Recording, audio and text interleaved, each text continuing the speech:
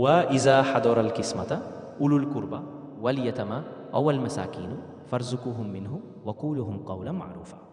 অর্থ, বাংলা অনুবাদ: আর যখন বন্টনের সময় আত্মীয় স্বজন, এতিম ও মিসকিনরা এসে উপস্থিত হয়, তখন তাদেরকেও তা সম্পদ থেকে কিছু দাও এবং তাদের সাথে ভালো কথা বলো।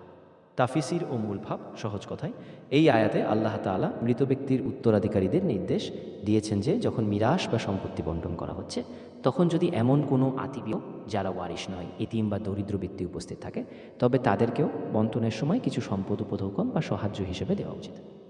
সদয় আচরণ: সম্পদ দেওয়ার পাশাপাশি তাদের সাথে নম্র ও ভালোবাসায় কথা বলতে বলা হয়েছে। উদারতা: এটি মূলত আতিবীয় ও আবাবিদের প্রতি কৃপণতা না করে উদার হওয়ার শিক্ষা দেয়। ফজিলত ও উপকারিতা: আতিবীয়তার সম্পর্ক রক্ষা: এই আয়াত আমল করলে আতিবীয় স্বজনের সাথে সম্পর্ক অটুট থাকে এবং পারস্পরিক সহানুভূতি বাড়ে। লোভ থেকে মুক্তি: সম্পত্তি বন্টনের সময় এতিম ও দরিদ্রদের অংশ দিয়ে দেওয়া লোভ ও কৃপণতা থেকে আত্মাকে পবিত্র করে।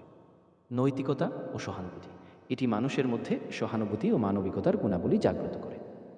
ফিকহি দিক সহজ ব্যাখ্যা: মৃত ব্যক্তির আতিবীয়, এতিম ও মিসকিনরা যারা মিরাশ। ঠিক আছে।